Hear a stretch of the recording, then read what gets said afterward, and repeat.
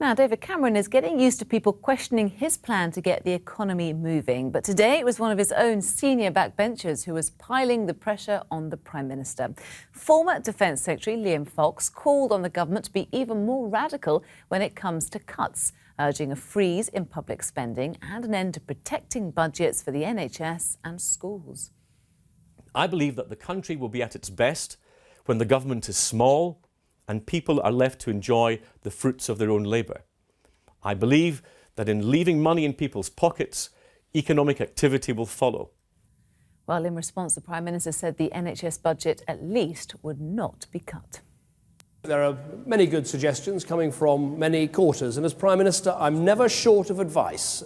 Plenty of people giving me advice, but there is one piece of advice I won't take, and that is the piece of advice that says you ought to cut the National Health Service budget.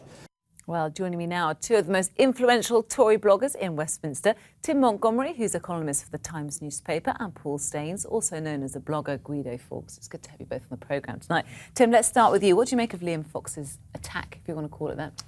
Well, it certainly, I don't think, would be welcomed either by the Prime Minister or the Chancellor. There was a time when Conservative MPs gave their advice to their leadership in private, and it was appreciated. But now increasingly Tory MPs are publicly complaining, publicly putting forward suggestions, partly in frustration at the compromises of the nature of coalition government, and they don't think that when they do tell Number 10 things privately that they are really listened to, and they think the only way that they can really pressurise the government to change is when they go public. Could this be sour grapes? Because he was the Defence Secretary not that long ago, and now he's a backbencher. Up till now, he's been very well behaved. This is the first time he's gone off message since he resigned.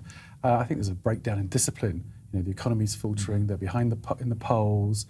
People are now speaking out. He's showing a bit of ankle to the right wing of the Tory party, and reminding everyone he's there and setting out a different path from what the government's doing. And you both, of course, spend lots of time in Westminster. Is there discontentment in the ranks? Is Liam Fox one of a number of people, would you say? There's huge discontent. There's huge frustration, I think, on the backbenches of the Conservatives and the backbenches of the Liberal Democrats. They look at this compromised government that has to work together with people that are not natural ideological bedfellows. And so, yes, there's lots of unhappiness.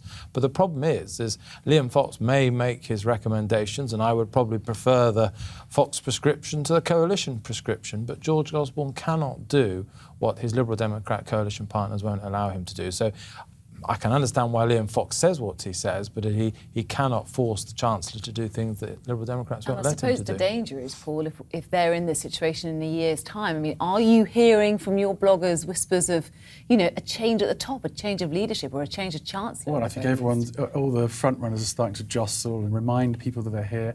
Theresa May on the weekend at Tim's conference, Liam Fox today. I don't think there'll be a last. There'll be other people who'll be stepping into the spotlight. Is that really happening, do you think? Is that really happening in the party? Oh, in all ranks, people want to get forward, and they know that if the leadership falls, then there'll be spaces for them to go up. And Tim, you were writing today about Theresa May. Would she make a good Prime Minister, do you think? Actually, I think she'd be an excellent Prime Minister. Perhaps the most successful politician in Europe at the moment is Germany's Angela Merkel, and she's succeeding because she's got that no-nonsense, unfussy style. She represents what people want at the moment, not someone who over-promises, over-delivers, but just gets on with the business of government. And Theresa May, I think, is the nearest person we have to that. And no doubt David Cameron's aware of all this. I'm sure he is. What can he do about it, if anything, do you think, Paul?